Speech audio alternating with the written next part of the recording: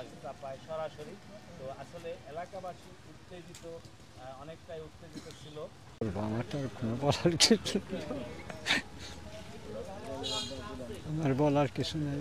ওই গাড়ি বলে উঠপার গেছে আর চালকরা যে টান তখন ওই দরবাজে এলো পড়ে দেয় পিছনে চাক্কার তলে চলে গেছে। মানে গাড়িটা থামাই যে উঠবি সেইটা ওঠায় নাই। এরকম দুইটা ঘটনা ঘটাইছে। ওই জায়গায় একটা লোক মারা গেল এর আজ কয়েক বছর আগে একটা ছেলে ইয়ান বছর ওরকম উঠপাতে এরকম গাড়ি টান দিয়ে চলে দেয়, এরা কিছু মানে না। দ্রুত রানিং ছিল এই বাসের ড্রাইভাররা টাইম শর্ট করে এই হেল্পারের রাতে ছেড়ে দেয় গাড়ি। এই জায়গা যেখানে গাড়ি চলবে এই রাস্তায় 40, সেখানে গাড়ি চালায় 60, 65, 80ও টানে।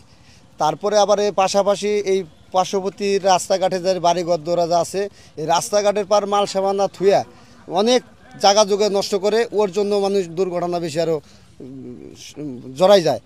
একজন মহিলাকে এই জায়গায় একটা গাড়ি চাপা দিয়ে প্রায় আপনার 50 ফিটের মতো শেষরায় নিয়ে গেছে। উনি ঘটনাস্থলে মারা যায়।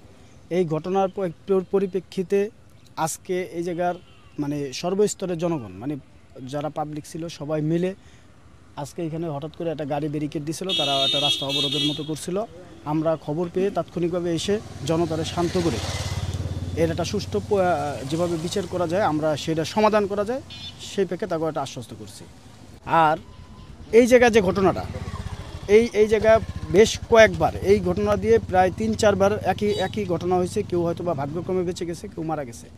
আমরা কর্তৃপক্ষের কাছে জোর দৃষ্টি আকর্ষণ করতেছি বা দাবি জানাইতেছি আমাদের এই জায়গায় দুটা গতিরোধ স্পিড ব্রেকার যদি এই জায়গা করে দেয় আমার মনে হয় সামনে এই ধরনের অ্যাক্সিডেন্ট থেকে মানুষ নিষ্কার পাবে। রিজাউলের মা মানে আমার মা, তাই গতকালকে থেকে আমার শ্রমিক দলের লোকজন নিয়ে সার্বিক এলাকাবাসীদের লোকজন নিয়ে আমি মালিক সমিতি কালকে সারাদিন ছিলাম যে এখানে যাতে সুষ্ঠু একটা বিচার করা যায়, সেই সুষ্ঠু একটা সমাধান করা যায় সেই ব্যবস্থাই করব। তার আজকে আবার সেইখানেই উত্তেজিত জনতারা কিছু যারা ছিল তার মা, তার ভাইস্তা বা তার নাতিন, এটা হওয়াটাই স্বাভাবিক। তাই আমি তাৎক্ষণিক চেয়ারম্যান সাহেবরে নিয়ে আবার আসছি যে এখানে যাতে সুষ্ঠু সমাধান করা যায় তাদের বোঝায় শুনে আমি তাদের পাঠাই দিছি। এখন এখানে এই সব মিলাইয়া এই যে মারা গেছে তার আত্মীয়স্বজন যারা আছে তাদের পক্ষে থেকে আমি বলছি যে এখানে সুষ্ঠু একটা বিচার হয় সেই সমাধানে আমরা ইনশাল্লাহ সমাধান করব। প্লাস আর এইখানে যাতে এই রকম গাড়িগুড়ি না চলতে পারে আমি জরুরিভাবে টিওনো মহোদয়ের কাছে বলবো সেটা এখানে একটা বিটের ব্যবস্থা করে দেয়। দেখা যায় অনেক সময় মনে করেন চালক যে সে তোর গাড়িটা চালায় না, মনে করেন যে হেল্পার দিয়ে অনেক সময় গাড়িটা চালায় তারা, এই কারণে দুর্ঘটনা একটু বেশি এই রাস্তায় হয়। এই রাস্তার মাঝে যে মনে করেন যেরকম এই জায়গাটায় হয় বিশেষ করে। তা আমার মনে হয় এরকম করলি পারা যে হেল্পার দিয়ে গাড়িটা চালাবে না, যে চালক সেই চালাবে, তাহলে মনে হয় একটু কমবে এইসব দুর্ঘটনা থেকে।